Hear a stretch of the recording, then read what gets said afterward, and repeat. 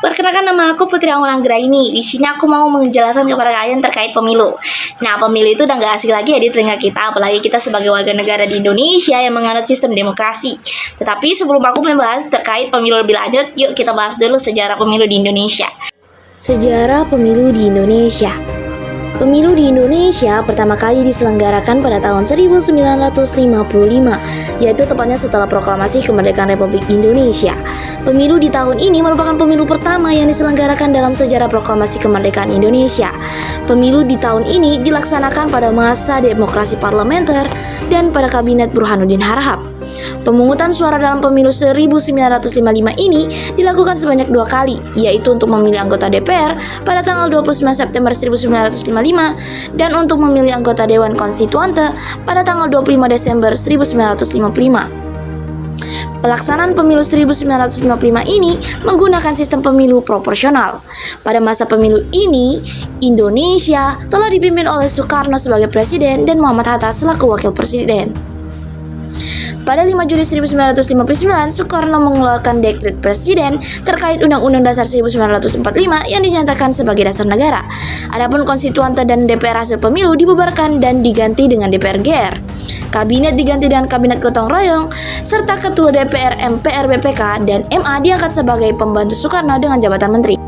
Nah, setelah kalian mengetahui sejarah singkat terkait pemilu, yuk kita bahas definisi dari pemilu itu sendiri.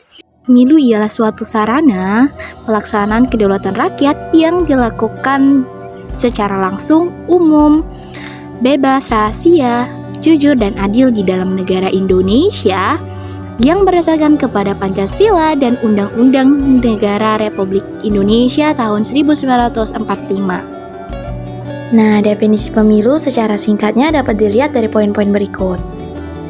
Nah, berikut ini adalah asas dari pemilu.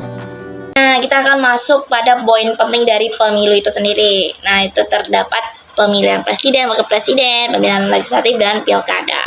Nah, kita akan membahas poin-poin penting dari 3 bagian ini dan akan dijelaskan selanjutnya. Pertama itu pilpres.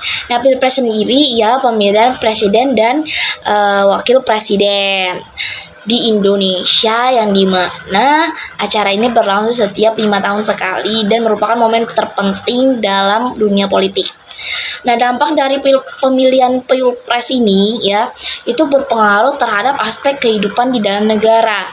Bagi calon presiden yang terpilih, maka kebijakan yang diambil akan berpengaruh dalam aspek kehidupan sehari-hari di dalam negara itu, baik dari segi ekonominya maupun segi pendidikannya. Gitu. Lalu kita lanjut ke pileg. Pembahasan pileg, pemilihan calon legislatif baik di tingkat pusat DPR dan di tingkat daerah itu DPRD. Nah, pemilihan calon legislatif ini berfungsi untuk menentukan siapa yang duduk di kursi DPR maupun DPRD. Bagi calon legislatif yang terpilih nanti, ia akan berpengaruh terhadap terciptanya undang-undang yang berdampak bagi kehidupan masyarakat dan juga berpengaruh terhadap kebijakan yang diambil juga gitu. Nah, lanjut. Jadi yang terakhir itu kita membahas terkait pilkada. Pilkada ini merupakan suatu bentuk nyata dari perwujudan demokrasi di mana dalam hal ini rakyat dapat menyatakan kedaulatannya. Kedaulatan rakyat dapat dilaksanakan melalui proses pemilihan kepada siapa yang berhak menjalankan tugas pemerintahan di suatu wilayah. Dengan adanya pilkada juga merupakan terlaksananya perwujudan dari hak politik atas rakyat. Dan juga dengan adanya pilkada, maka dapat dilaksanakan proses pergantian pemerintahan itu dengan terlaksana secara aman, damai, dan tertib, serta menjaga terjadinya kesinambungan terhadap pembangunan daerah.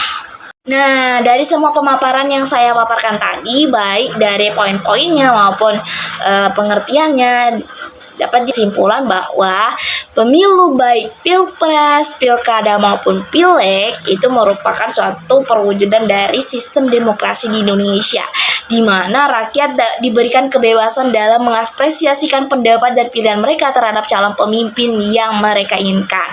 Dan juga rakyat di sini dapat berkontribusi terhadap pengambilan keputusan. Terima kasih dan sampai jumpa di pemaparan materi yang lain. Bye bye.